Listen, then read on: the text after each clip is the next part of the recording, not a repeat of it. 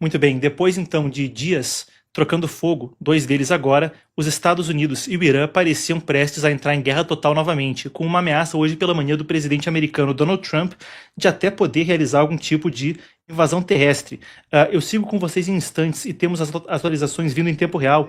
Trump está agora, a Casa Branca está ao vivo agora, então. Trump está falando a respeito do assunto, vamos para lá e eu sigo com vocês na reportagem em breve. Um instante, quero garantir que eu tenha o áudio aqui vindo comigo. O áudio vem da Casa Branca, estamos ao vivo então. Nós acabamos de fazer um grande avanço na guerra contra o Irã.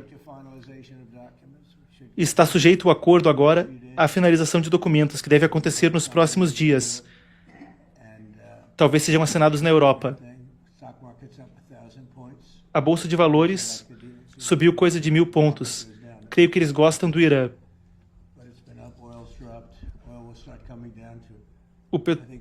O petróleo vai até mais baixo do que estava antes. Eu estava em Iowa e eu passei por um posto de gasolina e estava em $1,08 o galão. Quando o petróleo baixar, todo o resto vai baixar também.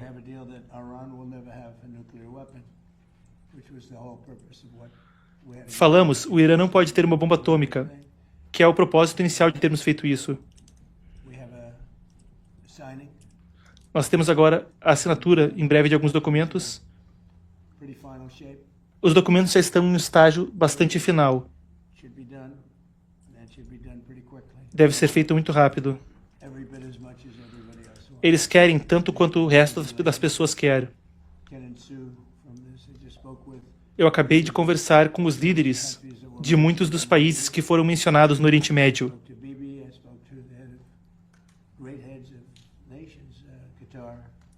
Eu falei com chefes de grandes nações, Catar, Emirados Árabes Unidos, Kuwait. Vamos conversar também com a Turquia. O presidente Erdogan é ótimo. E realmente é uma coisa incrível. Nós nos entendemos de forma fantástica. O primeiro-ministro do Paquistão também e o general, um ótimo general. Ele é um marechal de campo, é ainda acima de general. E todos estão contentes. Todo o Oriente Médio está feliz. Nós em breve abriremos o estreito, tão breve quanto pudermos. Nós eliminamos muitos navios e muita gente não sabia. Mesmo o pessoal da mídia de fake news não sabia que nós eliminamos muitos navios silenciosamente, apreendemos muitos navios silenciosamente durante a noite.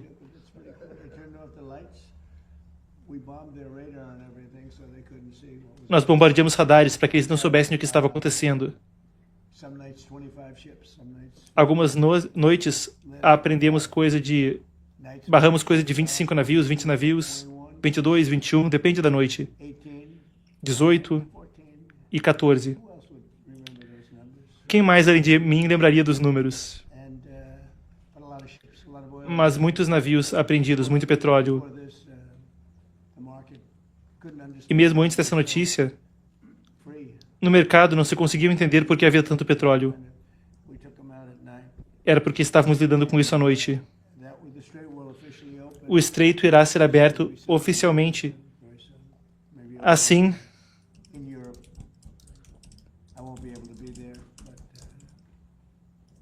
eu não poderia estar na Europa, mas vai ser assinado na Europa. O JD estará lá me representando. O Steve Witkoff fez um ótimo trabalho. Poderíamos responder algumas perguntas, mas agora vamos falar de pescadores. Eles são ótimas pessoas. E eu acho que tenho um pouco de preconceito porque eles votaram por mim. Muito bem, assim que Trump estiver respondendo as perguntas dos repórteres, a gente volta. Ele agora deve falar sobre acordos quanto à pesca. Então, enquanto a gente reage à situação, eu vou com Emanuele Coure para a gente repercutir o que está acontecendo. Daniel, chama a entrevista, vem para cá então, Manu, a gente tem que falar sobre o que acontece agora. Trump anuncia que um acordo será assinado na Europa e eu vou com vocês então falar com a Manu e também repercutir o que Trump publicou instantes atrás, também falando a respeito desse acordo. Vamos lá.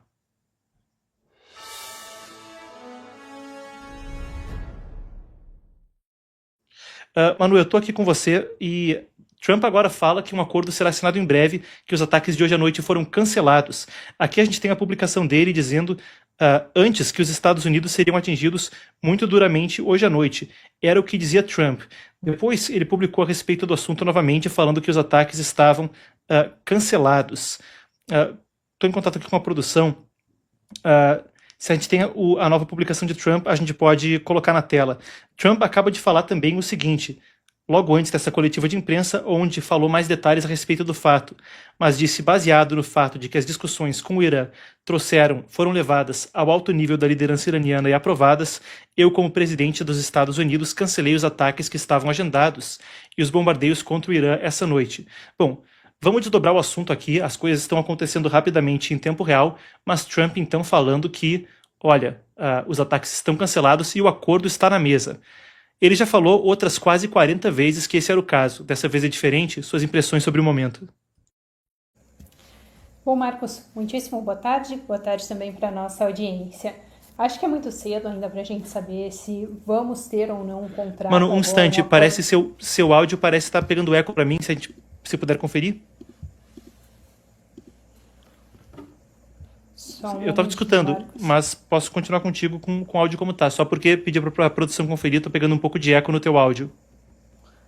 Eu acho que eu posso, se você não se importar, eu posso te responder. Pode prosseguir então. Perfeito. Prossegue e a gente corrige em instantes, ok. Perfeito. Bom, Marcos, vou ser breve. Talvez, na verdade, agora está melhor agora? Perfeito. Melhor, por favor, Manu. Perfeito. Bom, é muito cedo ainda para a gente saber se esse acordo vai ser fechado ou não. No entanto, é interessante a gente destacar que talvez esse último aviso, essa última ameaça de Donald Trump tenha realmente assustado o regime iraniano. Isso porque ele falou enfaticamente sobre enviar as tropas americanas para invadirem a ilha de Karg. E se isso realmente acontecesse, teria um impacto muito grande no regime iraniano. Isso porque cerca de 90% do petróleo do Irã que é exportado do país, ele fica armazenado justamente nessa ilha de Karg. Obviamente, o Irã já está enfrentando uma crise energética ali uma crise econômica por conta da questão da exportação de petróleo atualmente por conta daqueles bloqueios dos Estados Unidos. No entanto, se os Estados Unidos conseguissem tomar essa ilha, isso seria algo muito complicado para o regime iraniano. Um dos pontos centrais é que os outros pontos de entrada ali da costa do Irã, eles não são tão profundos, então eles não conseguiriam receber esses petroleiros para conseguir exportar esse petróleo. E até vale destacar porque um ex-comandante do Comando Central dos Estados Unidos, ele chegou a dar uma entrevista alguns meses atrás falando que seria muito complicado para as tropas americanas conseguirem tomar essa ilha, mas não seria impossível. Eles estimam que cerca de 800 a 1.000 soldados com mais apoio já seria o suficiente. Obviamente, eles teriam perdas e isso poderia ter um impacto muito grande até politicamente. Manu, eu vou pedir perdão por te interromper, eu volto contigo em instantes. Trump está respondendo perguntas agora, vamos lá então. Claro, falando a respeito de Irã, vamos lá. Você disse que haverá uma assinatura nesse final de semana, mas você já disse isso antes e despencou anteriormente. Trump falou, a assinatura vai ser em breve, talvez nesse final de semana. Trump, eu entendo que a resposta do regime iraniano é que sim, vai acontecer. Repórter, e quando isso acontecer, o bloqueio naval vai acabar imediatamente? Trump, sim. Trump, e os preços de petróleo vão cair como uma pedra. Repórter, e as discussões sobre as munições e o material nuclear? Trump, sim, discutimos. Ninguém vai chegar perto deles porque estão embaixo de uma montanha, depois do bombardeio com os B-2. Repórter, mas o Irã se comprometeu a não ir atrás de uma bomba atômica ou haverá mais negociações? Trump, eles não terão uma bomba atômica. Eles concordaram com isso. Isso é uma grande parte do motivo para o conflito. Eles não só não terão, mas eles não vão comprar, não vão desenvolver de qualquer forma, de qualquer jeito, uma bomba atômica. Eles não terão uma bomba atômica. Repórter, você disse anteriormente que o Irã e os Estados Unidos estiveram próximos de um acordo e não havia acontecido. Por que você está tão convencido que dessa vez é diferente? Trump, porque dessa vez eles já tomaram. Eles tomaram como pouca gente já tomou. E eles querem muito fazer um acordo para resolver. Poderia ter sido de outra forma. Eles foram atingidos muito duramente recentemente, como vocês sabem. Eu não queria ter feito as coisas dessa forma, mas acabou sendo necessário. Vai ser um ótimo acordo para os Estados Unidos e para o Oriente Médio. E para o Irã, porque vão poder reerguer o país deles. Eu realmente acredito que há uma mudança de regime, porque eu acho que as pessoas que estão lá agora são muito mais racionais do que aqueles que não estão mais. Nós acabamos com o primeiro e o segundo escalão da liderança, estão mortos, e agora existe um grupo diferente. Eu acho que, francamente, são pessoas mais inteligentes. E eu acho que, a essa altura, eles são razoáveis. A liderança deles já aprovou o acordo, em breve estará assinado, e então estará feito. Não podemos deixar que o Irã tenha uma bomba atômica. Isso é muito importante. Até o pessoal que está aqui atrás de mim, estou assinando uma proclamação sobre pesca, mas se formos atacados por esse tipo de arma, não tem mais peixe, não tem mais nada. O parágrafo mais importante do acordo: o Irã não irá, de qualquer forma, jeito ou maneira, ter uma bomba atômica ou comprar uma bomba atômica. Repórter, você disse que era só o conceito do acordo, mas esse acordo vai abrir o caminho para mais conversas, como é? Trump, vai ser um forte memorando de entendimento. Mas é uma coisa que vai ser feita. E se não for feita por qualquer motivo, eu não posso imaginar não acontecendo. Mas se não assinarem, e eles querem assinar tanto quanto eu quero ou mais, talvez eles queiram assinar muito mais do que eu. Mas é um memorando de entendimento muito detalhado. E outros países, muitos outros países já concordaram, e são países com muita influência sobre o Irã, e todo mundo quer que isso seja feito. Então vai ser feito. Repórter, você disse ontem que o Irã estava enrolando os Estados Unidos. Foram as suas palavras. Então, por que você acredita que eles são sinceros dessa vez? Trump, o nível de entusiasmo que eles têm agora. Nós estamos batendo muito duro neles ao longo dos últimos 3 dias. Nós iríamos bater neles mais forte ainda hoje à noite. Não explicamos exatamente o quanto. Mas eles não têm força aérea, eles não têm marinha, eles não têm quaisquer armas de detecção, nem nada. Então, nós poderíamos dizer para eles, não havia nada que eles pudessem fazer contra o ataque que faríamos hoje à noite. A única coisa, o único lugar onde nós não ganhamos foi com a mídia de fake news. Se o Irã se render, a mídia de fake news ainda vai falar que eles estão bem. Mas quer saber? Eles têm a chance de erguer o país deles. O país está amplamente demolido. Novamente, a marinha já era, a força aérea já era, as armas antiaéreas já eram, tudo já era. A liderança já era. Foi muitas vezes exterminada. Mas nós entendemos que agora eles são racionais e podemos fazer esse acordo. E eu vou falar o seguinte: o acordo é excelente. Sabe por que o acordo é excelente? Porque eles nunca terão uma bomba atômica. Repórter.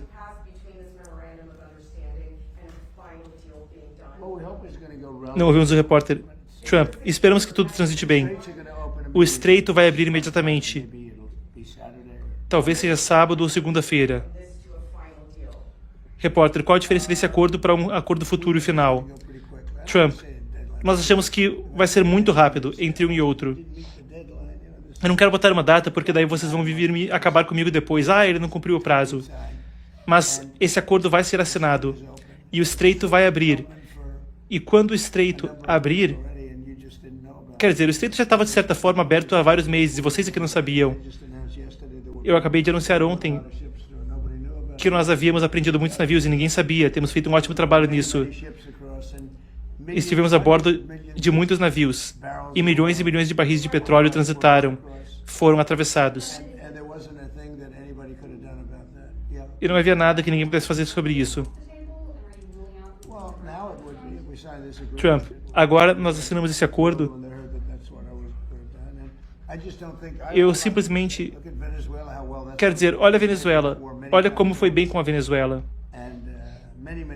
Eles pagaram muito pelo que cometeram. Milhões de barris de petróleo indo para Houston.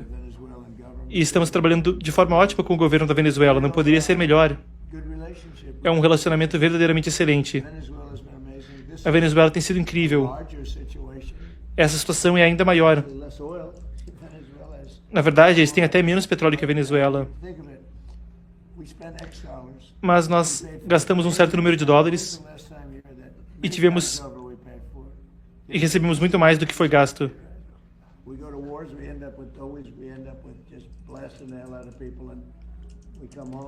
Às vezes houve conflitos onde acabamos com o adversário, mas voltávamos para casa e não tinha resultado nenhum. Com a Venezuela foi incrível, e isso é incrível também.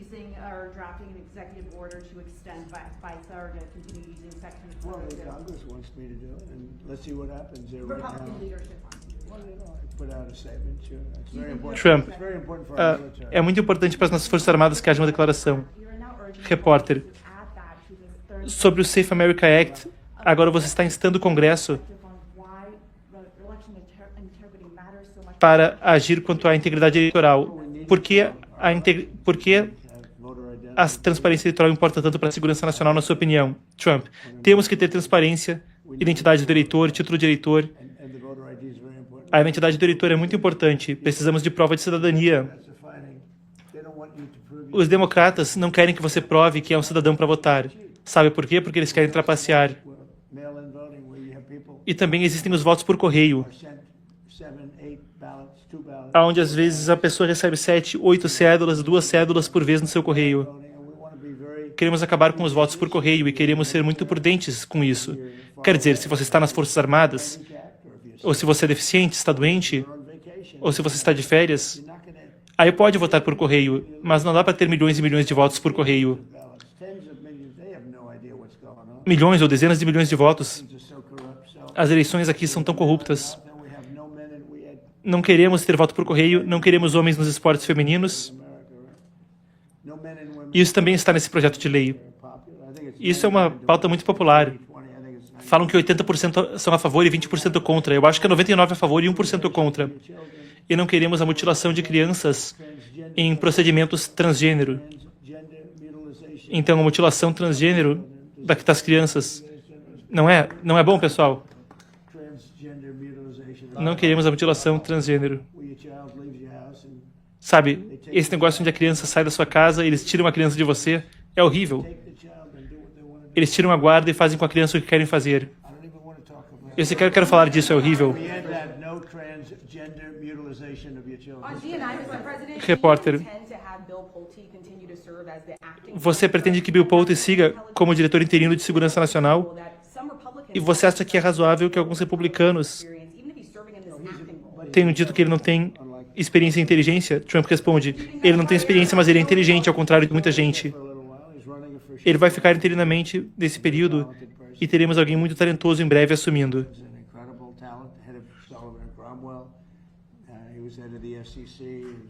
Ele foi chefe da FCC e agora está no Distrito Sul. Ninguém tem credenciais melhores que ele. O Bill vai administrar por algum tempo. Talvez seja coisa de $1 trilhão.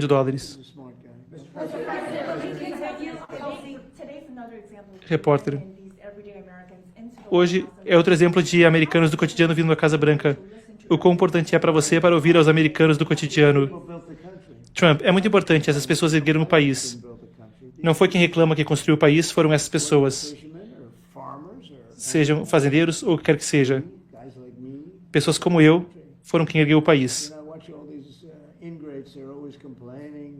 Sempre estão reclamando e reclamando. Reclamando você não se constrói nada. Veja o que aconteceu em Minnesota com os imigrantes da Somália. Essas pessoas vieram da Somália e acabaram com o sistema. Pessoas que casam com o irmão. E aí vem falar da Constituição dos Estados Unidos, aqueles deputados de lá. Mas eles nasceram na Somália. E sequer tem polícia ou Constituição na Somália. As pessoas estão lá se baleando. Eu não gosto disso e o pessoal aqui não gosta. Ilhan Omar, aquela deputada, ela aparece. Ela vem de um local sem nada. Provavelmente entre os piores países do mundo. E ela diz, a Constituição dos Estados Unidos me protege. Ela não deveria ser protegida. Honestamente, ela deveria ser deportada do país. Ela é corrupta. E a maioria das pessoas que entraram são corruptas. E o sistema eleitoral é corrupto no Minnesota. Eu ganhei 3 vezes no Minnesota facilmente. Quase todos os condados.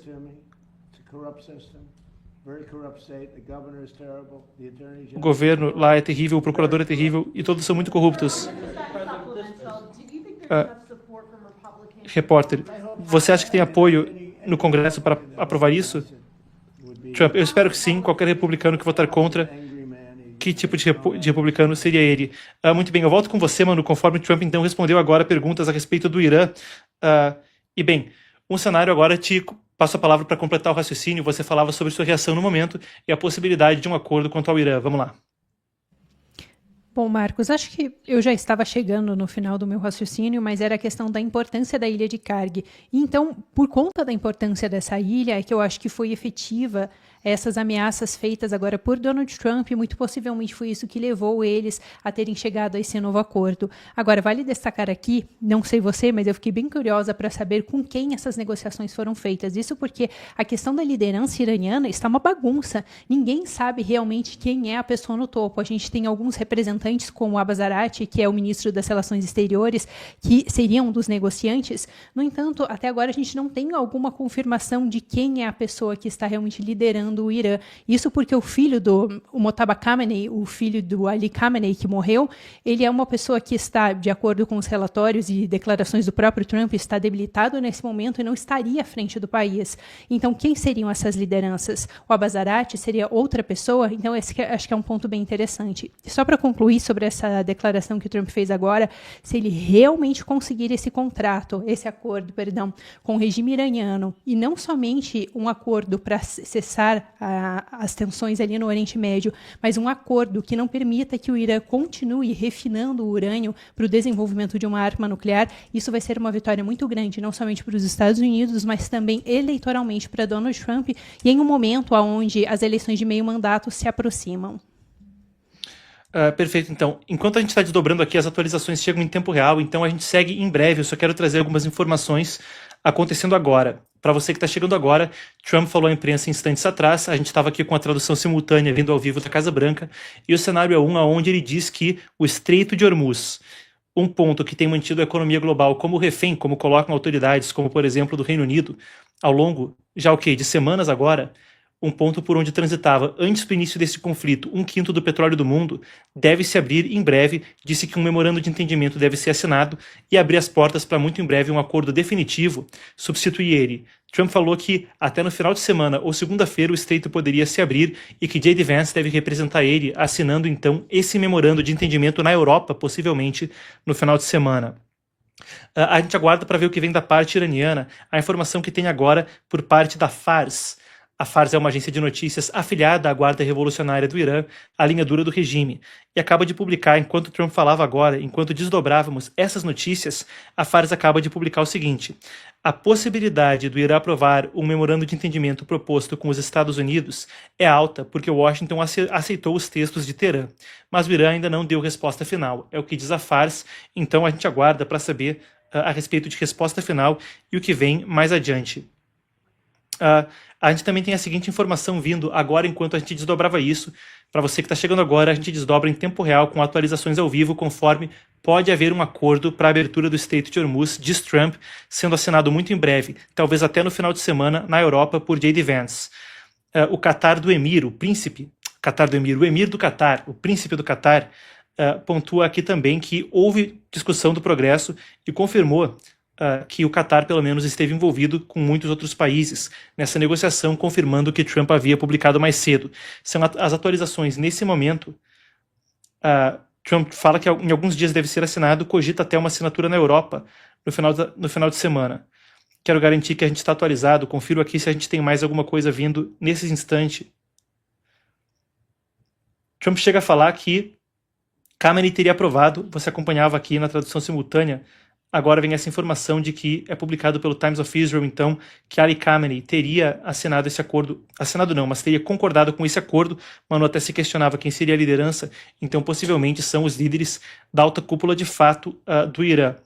Enquanto isso acontece, eu quero voltar com você, Manu, porque vamos entender os impactos agora do que seria. Hoje pela manhã você trazia uma análise muito interessante sobre o assunto quando você pontuava: isso faz parte de uma corrida contra o tempo.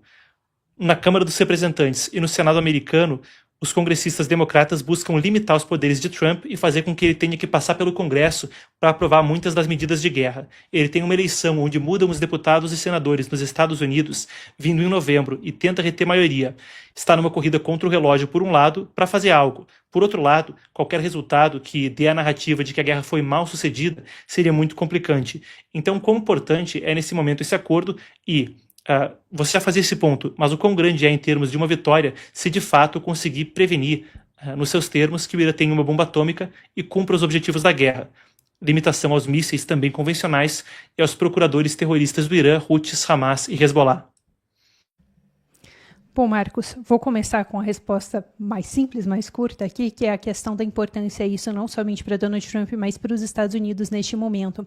Essa questão de impedir que o regime iraniano consiga desenvolver uma bomba atômica já é discutido por vários presidentes dos Estados Unidos ali há anos. Inclusive, Barack Obama tentou fechar aquele acordo com o regime iraniano em 2015, um acordo que Donald Trump acusa de ser mal sucedido, e realmente é delicado porque nesse meio período o regime iraniano estava sim enriquecendo urânio a 60%, ou seja, muito próximo do nível que eles precisam, que seria 90% para desenvolver essa bomba atômica.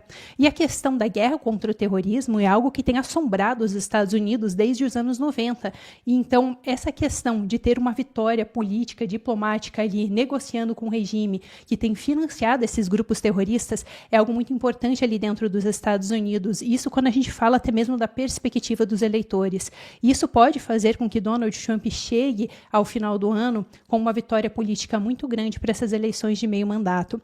E até sobre o timing que a gente estava comentando, porque tem essa questão dessas restrições que o Congresso acabou aprovando e que agora foram enviadas para o Senado, mas também tem algumas investigações que já foram iniciadas pelo Pentágono e pelo Departamento de Estado dos Estados Unidos, porque, de acordo com a legislação americana, todas as vezes que uma ação militar no exterior passa de 60 dias, eles são obrigados, por lei, a começar a reportar algumas coisas para o Congresso. Então, essas investigações, elas são automáticas. Isso quer dizer que essas ações de Donald Trump, muito possivelmente, começariam a ficar mais complicadas daqui para frente.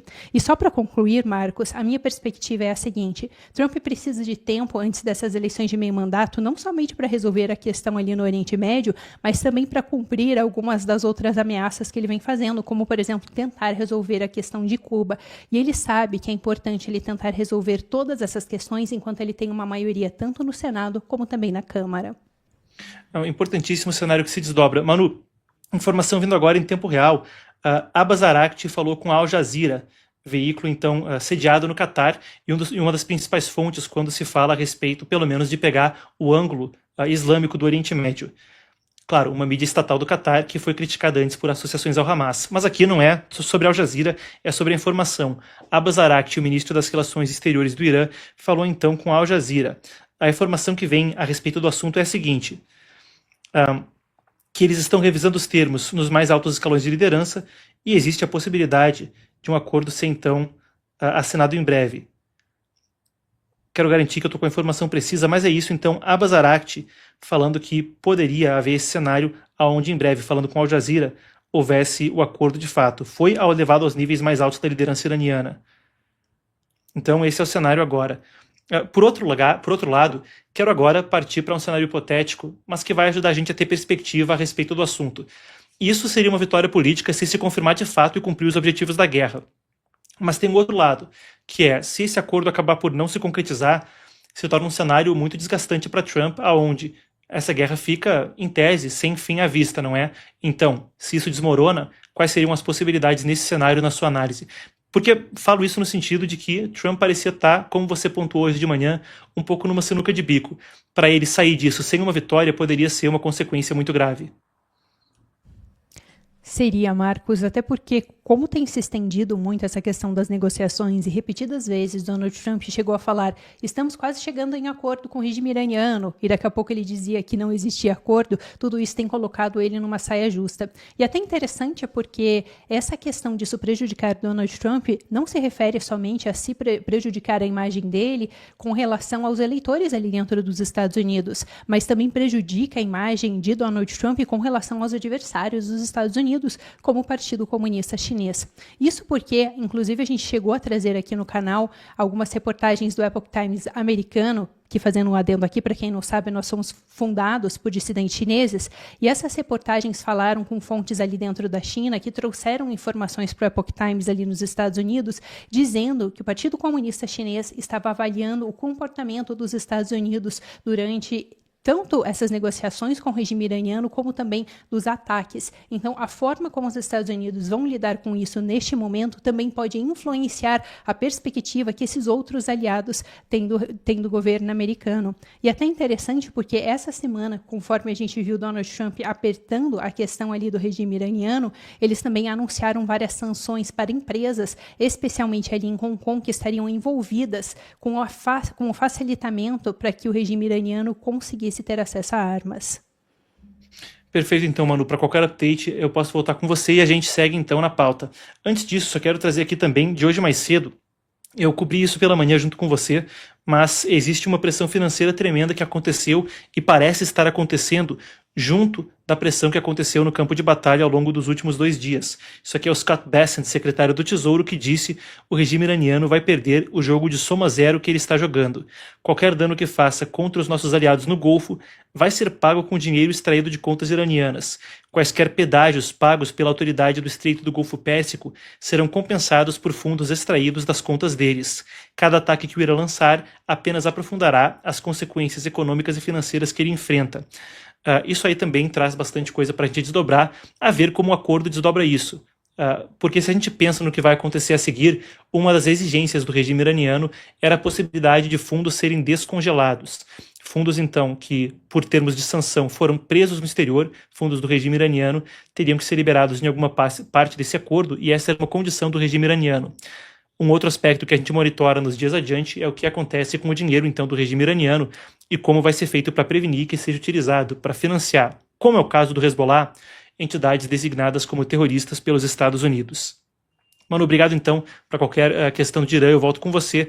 Na sequência, a gente fala sobre protestos no Reino Unido. Afinal de contas, ali a situação é também... Bom, não está em guerra, mas teve cenas de guerra ao longo dos últimos 2 dias. Vamos agora para Irlanda do Norte. Daniel, podemos começar com o vídeo? Chama a transição, então a gente começa com o vídeo para vocês verem o que acontece nas ruas do Reino Unido. Vamos lá.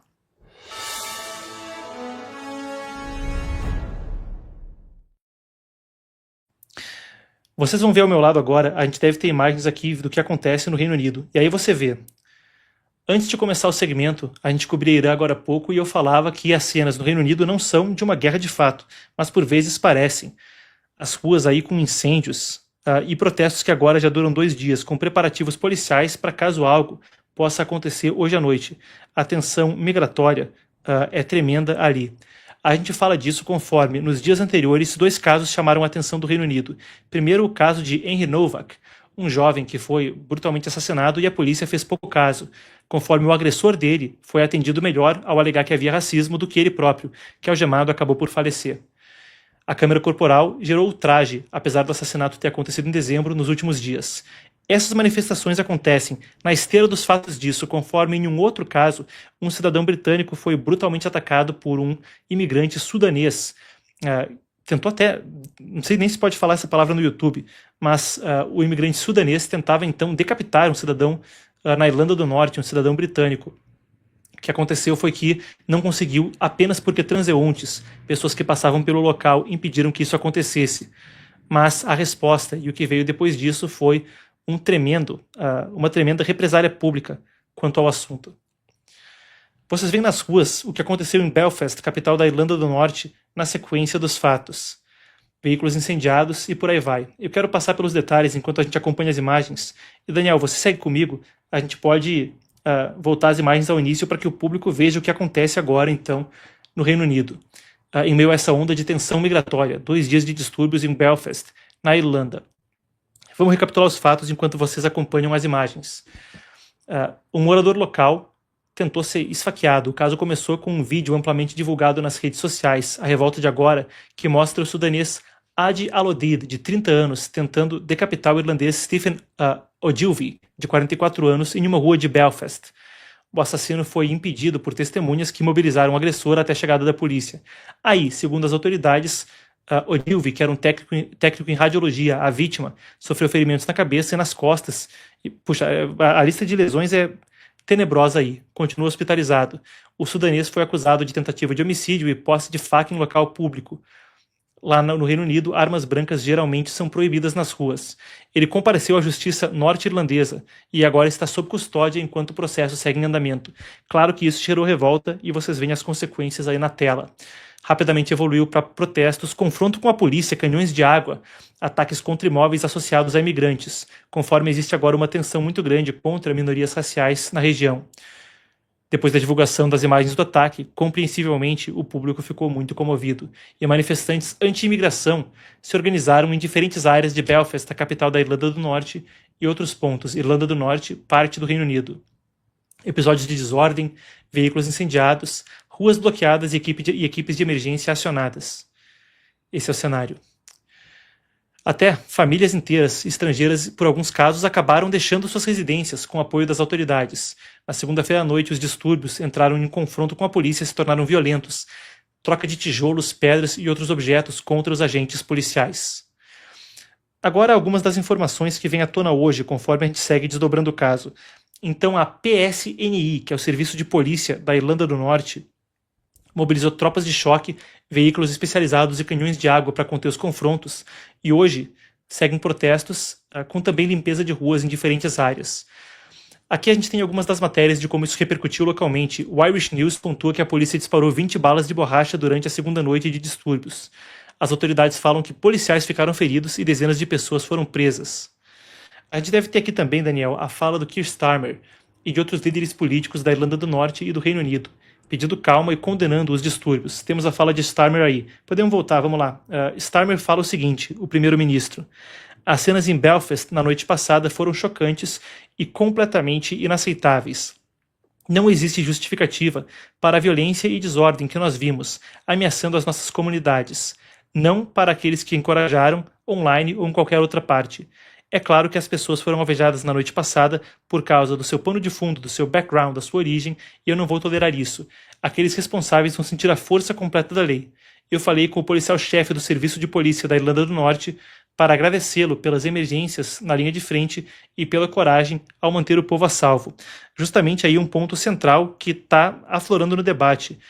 Starmer, apesar de ter tentado conter a tensão migratória que acontece no Reino Unido, fala agora em um momento onde existe a flor da pele um sentimento antimigratório, falando que minorias foram alvejadas, enquanto ainda segue em Southampton o caso Henry Novak e em Belfast esse último caso de Ogilvy repercutindo. Por aí a gente pega a tensão política. A gente tem aqui algumas das outras reações, podemos passar por elas, de líderes políticos no Reino Unido. A gente tem aqui a Michelle O'Neill, outra parlamentar então do Reino Unido, que pontua: grupos de homens mascarados queimando as famílias para que saiam de suas casas é uma covardice. Isso não tem nada a ver com a comunidade, isso é só bandidagem. O ataque em Belfast foi hediondo e errado, mas existem tentativas agora de explorar isso politicamente, é o que ela pontua.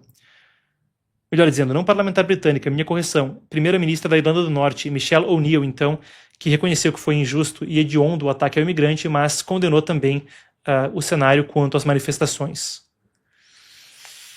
Aqui a gente tem a repercussão na imprensa. O The Sun destaca que os veículos incendiados, as bombas incendiárias e os confrontos com a polícia dominaram a cidade. Vamos passando. O tabloide fala do apelo da família de Ogilvy para que o caos não fosse utilizado como justificativa para mais violência. O The Times relata o uso de canhões de água e munições de impacto reduzido. The Guardian deu destaque, melhor dizendo, ao impacto dos distúrbios sobre os moradores e trabalhadores estrangeiros, e traz aspas de pessoas que sentiram medo para sair na rua então. Eu fiz um segmento na segunda-feira, quando esse caso começava a emergir. Foi segunda ou terça-feira, talvez na terça, onde a gente falava a respeito do caso com o ângulo de como isso trazia uma tensão à flor da pele que já é não só do Reino Unido, mas da Europa inteira. Então nessa onda eu quero que a gente resgate duas pesquisas eleitorais, não eleitorais, mas duas pesquisas de opinião pública que eu trazia naquele segmento, quando era na mira do Marcos, onde eu trazia um tom editorial, opinativo sobre o assunto. Então vamos lá, eu trago de volta essas pesquisas, uma apuração do jornalista Igor Yuan, que também ajudou na confecção dos segmentos e da cobertura sobre isso. Ele traz à tona as duas seguintes que eu coloco na tela agora novamente. Isso é uma da Ipsos, empresa de pesquisa europeia, que pontua que a imigração agora é a principal questão que o Reino Unido enfrenta. Repito, principal questão que o Reino Unido enfrenta. A pesquisa foi realizada ainda em maio, antes de, no início de junho, os casos Henry Novak e o caso também agora de Stephen Ogilvy virem à tona. Um sentimento que, sem dúvida, deve ter se aflorado ainda mais, mas o que essa pesquisa pontuava era um cenário onde 41% dos moradores do Reino Unido consideravam que a principal questão em eleições era o debate migratório, um que permeia todo o resto do debate público no Reino Unido. Desde a agenda woke, liberdade de expressão a outros, a questão migratória se sobrepunha, mas também condensando todo esse sentimento público. Enquanto Starmer tem um governo que balança, e hoje mesmo o ministro da Defesa dele renunciou, em outros momentos, já se acreditou que ele próprio poderia renunciar, mas o ministro da Defesa hoje renunciou em um governo que é instável. Nigel Farage, pelo Reform UK, e Robert Lowe, pelo Restore Britain, dois partidos outsiders da direita britânica, têm ganhado mais e mais apoio tratando da pauta migratória. E Starmer buscou fazer também programas para conter a imigração ilegal, mas o discurso dele parece não ser o suficiente para apaziguar um cenário desafiador. E enquanto eu faço esse resgate, acrescento outra pesquisa aqui, essa da Gallup, que fala que 41% é sim alto, mas para termos comparativos, o Reino Unido lidera o mundo em termos de preocupações sobre imigração. Aí está então, da Gallup, podemos colocar na tela. O Reino Unido, aqui a Gallup coloca em 21% a preocupação migratória como a principal. A Ipsos, a pesquisa anterior, colocava em 41%. Mas aqui, pegando só pela Gallup, a gente pode comparar com outros países. Reino Unido, 21%. O segundo, ali pegando a Europa, seria 13% na Holanda, onde a gente viu também o Geert Wilders ter uma ascensão eleitoral tremenda devido à conversa sobre a pauta migratória e os refugiados que vinham então de países de maioria muçulmana. Esse gráfico é interessante porque enquanto o Reino Unido lidera, Geert Wilders no Reino Unido, Portugal, partido Chega. A gente pode pontuar ali a Alemanha, o AfD. É um cenário onde essa pauta também toma dominância em muitos outros. Na Dinamarca, por exemplo, a gente viu mesmo a Mette Frederiksen, uma esquerdista tomando a onda do discurso anti-imigração, tão necessária era a pauta no país. Um cenário caótico que, da insatisfação popular e da preocupação do eleitor, agora já toma 2 noites de protestos em Belfast, na Irlanda do Norte, com a polícia de prontidão para mais tempo de protesto. Aonde a coisa acaba, não se sabe, mas por enquanto parece se transferir também para a possibilidade de uma mudança no governo britânico. Partindo disso, eu quero passar por outra grande preocupação do eleitor, não no Reino Unido, mas nos Estados Unidos. Mas uma coisa que não vai ficar tão local, tá? Vocês vão entender do que eu estou falando. A gente fala a respeito de IA e como a inteligência artificial pode definir o futuro. A OpenAI, empresa responsável pelo ChatGPT, publicou agora um documento que pontua justamente a conversa a respeito de centros de dados. Mas ali, não só sobre a política interna nos Estados Unidos. A República Popular da China, o Partido Comunista Chinês, diz a OpenAI, estariam tentando mudar a forma como o público americano encara o desenvolvimento dessa indústria. A seguir a gente fala sobre o relatório deles. Vamos lá então. Daniel, chama.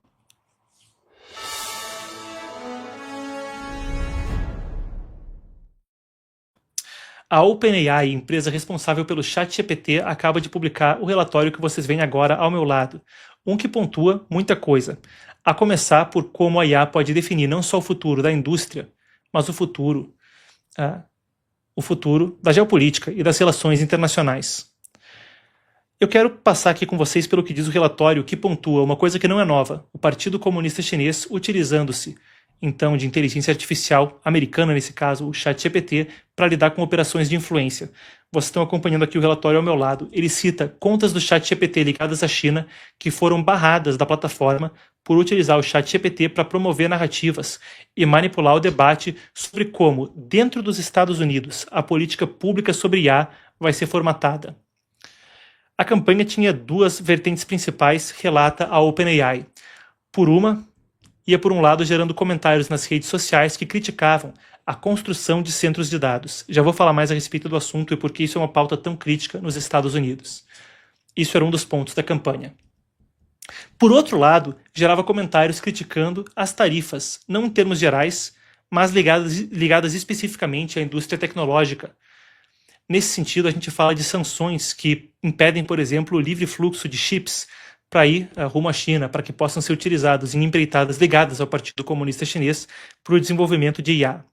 A informação é essa. Agora damos juntos um passo para trás, porque essa notícia traz muito a puxar pelo fio da meada, muito pano para manga, para entender algumas coisas maiores. A seguir eu dou perspectiva para que a gente possa entender o quão crítico isso é, e porque esse relatório, que pode parecer uma coisa de menor relevância internacionalmente, abre o panorama para um debate muito mais amplo. Vou falar de 2 pontos principais para a gente começar essa conversa. O primeiro, no lado interno, o home front, a frente interna dos Estados Unidos, e como isso pode afetar a forma como a IA afeta a economia americana. A disputa pela supremacia do próximo século passa por que economia vai conseguir disparar na frente. Agora os data centers são palco dessa controvérsia, os imensos centros de processamento de dados dos quais a IA depende.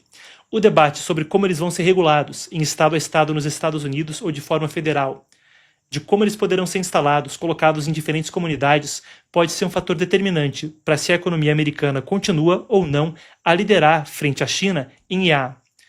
E precisamente esse era um dos alvos dessa campanha de desinformação chinesa. Uso de energia, impacto na compra de terrenos, são todos assuntos que permeiam a mente do eleitor americano, o quanto é o que se vê na pesquisa de agora. Isso é uma pesquisa da Reuters, junto à Ipsos, até mesma pesquisa que fazia a investigação que a gente citou agora há pouco no tópico onde falávamos sobre o Reino Unido. Vamos lá. Podemos voltar, Daniel. Eu quero ler a manchete aqui com o público. Aqui você lê, no topo da manchete, americanos estão conscientes, estão pesados sobre os data centers aumentando em função da IA. É o que mostra essa pesquisa Reuters Ipsos. E aí eu leio até com vocês trechos. Primeiro ponto, apenas 1 em cada 3 americanos aprova o ritmo acelerado da construção de centros de dados, que apoiam a inteligência artificial, e a maioria iria se opor à construção de um em sua própria comunidade. Isso reflete um descontentamento generalizado sobre o boom de data centers nos Estados Unidos. E ainda fala que essa questão está em alta na mente dos eleitores e das campanhas políticas antes das eleições de meio mandato em 3 de novembro. Se a gente falava como a guerra no Irã e a alta no preço dos combustíveis poderiam ser um fator decisivo para se Trump mantém ou não uma maioria no Congresso, os data centers parecem ser outro fator que está em alta prioridade para o eleitor americano. Falou aí sobre as comunidades. Outro dado dessa pesquisa, só 14% dos respondentes disseram que não tinha problema ter um data center perto da sua casa. Agora são 710 operados nos Estados Unidos. Isso deve mais do que dobrar. A CleanView, uma empresa que rastreia os centros de dados, fala em 1.062 projetos, ou em construção ou planejados. E segundo a Reuters, os democratas, a oposição agora nos Estados Unidos, incluindo até, cita um congressista, o Graham Plattner, do Maine, estão fazendo campanha com base nesses pontos especificamente, os data centers e como eles podem ser utilizados eleitoralmente, falando sobre aumento do preço da eletricidade e indisponibilidade de terrenos. Por aí a gente entende o quão crítico isso é internamente e por que também apostar em campanhas de desinformação e influência pública com isso por parte do Partido Comunista Chinês geraria ampla divisão. Data centers, a economia americana, as campanhas que agora a OpenAI denuncia. Esse é um dos pontos para entender o quão complexo é o assunto. Mas faço um segundo ponto, que nos ajuda a entender como isso extrapola demais os Estados Unidos. Extrapola só uma campanha de influência e passa a ser uma coisa que afeta não só o mundo todo, bem, melhor dizendo, o Brasil está dentro do mundo, mas não só o Brasil, como o mundo todo, nas disputas que vão moldar o próximo século. Isso pode mesmo entrar no debate quanto à habilidade dos Estados Unidos de ser o provedor preferencial de IA e ter impacto direto na disputa pelo próximo século. Capacidade militar e os acordos que vão calcificar as alianças. Vamos entender isso. Aqui eu tenho um press release, uma nota à imprensa que vem do Grok, ou melhor dizendo, da empresa que opera o Grok, a xAI, empresa de IA de Elon Musk. Isso é uma nota conjunta que foi divulgada tanto por Musk quanto pelo presidente Nayib Bukele de El Salvador, que está tão em alta no debate sobre segurança pública.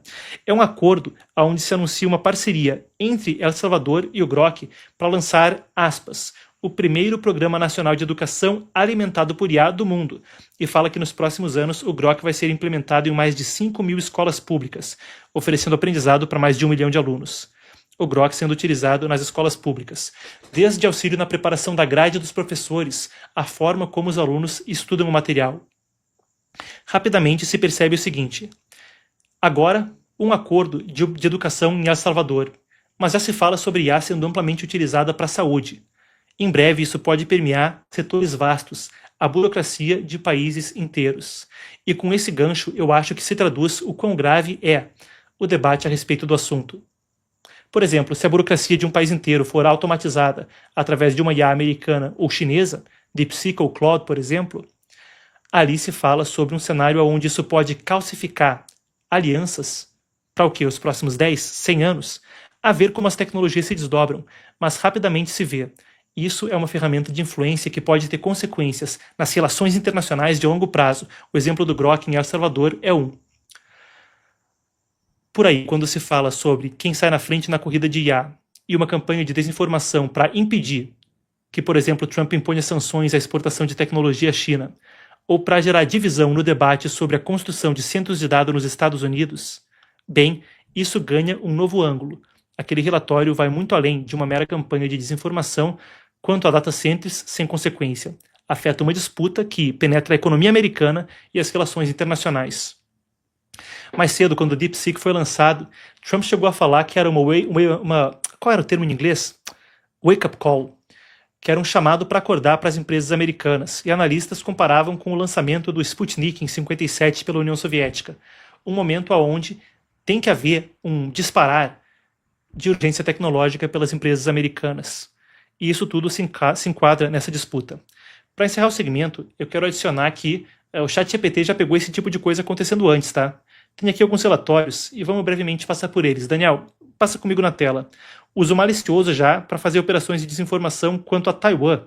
Um update aí em fevereiro de 2025, publicado pela OpenAI. Aí o sumário executivo. E depois teve outro lá atrás em 2024. Campanhas como a Spamoflash, que é bem documentada, falando especificamente sobre contas falsas e disseminação em massa de informação divisiva. Aí a gente tem o panorama e consegue acompanhar melhor esse cenário. Campanhas que envolviam a criação em massa de contas falsas. E, se agora se fala de divisão com data centers, pegava uma série de pautas para gerar falta de coesão interna e minar o debate público nos Estados Unidos. Um cenário onde a gente entende rapidamente como essas tecnologias não só moldam a economia, mas também, muito mais que isso, política interna, espionagem e as relações internacionais, como eu já recuperava. Bem, pessoal, estou recebendo a informação de que a gente vai ficar por aqui na TV, então. Pessoal, ontem, quando eu falei que estava acabando na TV, teve muita gente que saiu no YouTube também. Eu acho que o pessoal não entendeu. Mas qual é o cenário? O Epoch Times Brasil agora está também na Com Brasil TV e retransmissoras. Então, existe um limite de tempo quando eu tenho que encerrar o programa na televisão. Mas não significa que se encerra também nas redes. Aqui no YouTube vai continuar, tá? Só vou dar um tchau, vai ter uma vinhetinha e você segue comigo. A gente vai passar ainda pelo nosso giro de notícias de hoje. Então, para quem está na TV, na Com Brasil TV, retransmissoras, rádios, um grande abraço. Você pode continuar a assistir no YouTube em Epoch Times Brasil, EPOCH, espaço TIMES Brasil. Até a próxima. Para quem está na TV, a gente continua no YouTube.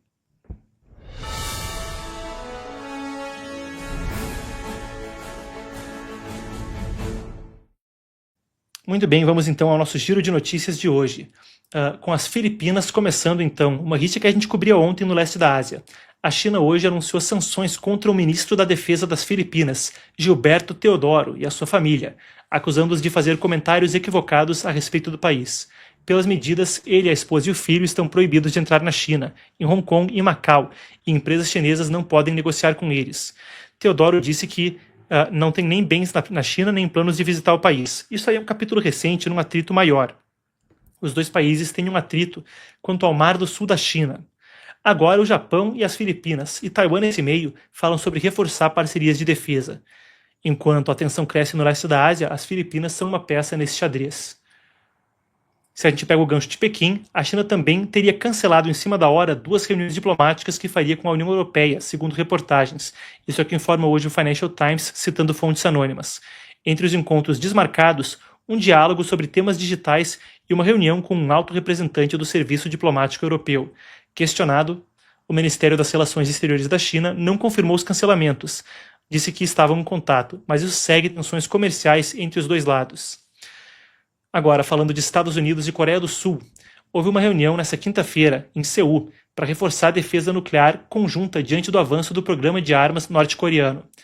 A ideia de uma defesa conjunta, quando se fala do programa nuclear norte-coreano, é coisa importante na região. Ontem mesmo a gente cobria que os Estados Unidos falavam sobre estender também proteção nuclear ao Japão. Em uma turnê na região, parecem falar sobre o mesmo assunto agora, na Coreia do Sul. Se eu falei de tensão crescente aqui anteriormente, isso é mais um componente, um acordo conforme as peças se mexem no tabuleiro geopolítico. E encerrando, a Comissão Europeia sofreu um revés em uma briga sobre a transparência de contratos de vacinas contra a Covid. Um parecer do mais alto tribunal da União Europeia, divulgado hoje, recomendou transparência nos contratos com as fabricantes de vacinas. Lembrando, na pandemia, a comissão fechou contratos bilionários com farmacêuticas como Pfizer e BioNTech, mas havia escondido o nome de negociadores e parte das cláusulas, alegando proteção comercial e de privacidade. O caso pesa agora sobre a presidente da Comissão Europeia, Ursula von der Leyen, que foi criticada por falta de transparência. Em outro processo, a justiça obrigou ela a revelar mensagens trocadas com o chefe da Pfizer. Ela disse que não tem mais as mensagens. Aí está, então, o cenário. Tem agora entrou hoje mais cedo, agora há pouco. Estados Unidos sancionaram agora, então, a estatal cubana Unión Cuba Petróleo, empresa de petróleo cubana. O anúncio foi feito pelo secretário de Estado Marco Rubio. Washington acusa o governo cubano de usar o setor de energia para sustentar autoridades, forças de segurança e estruturas autoritárias, enquanto a população enfrenta apagões e falta de combustível. Isso aí mira bens e transações ligados à empresa, e faz parte da ofensiva maior de Trump contra Havana. Para encerrar, começou a Copa do Mundo no México hoje. O jogo de abertura começou às 4 da tarde. Vamos conferir o placar para encerrar? Vamos ver aqui. Confesso com vocês que ao longo da tarde dava aquela vontade de abrir e dar uma espiada. Vocês sabem que eu sou fanático por futebol. Vamos lá, tá quanto? Confiro aqui eu mesmo. 2-0 para o México agora, nos acréscimos já do jogo. Bem, questão do Irã aí, se acreditava que poderia até ter invasão no início do dia, agora se fala em acordo. Mas uma Copa com emoção quando se fala também de sanções internacionais. Pessoal, a gente fica por aqui por agora então. Grande abraço e eu vejo vocês no Conversa Epoch de amanhã às 5 da tarde. Até lá.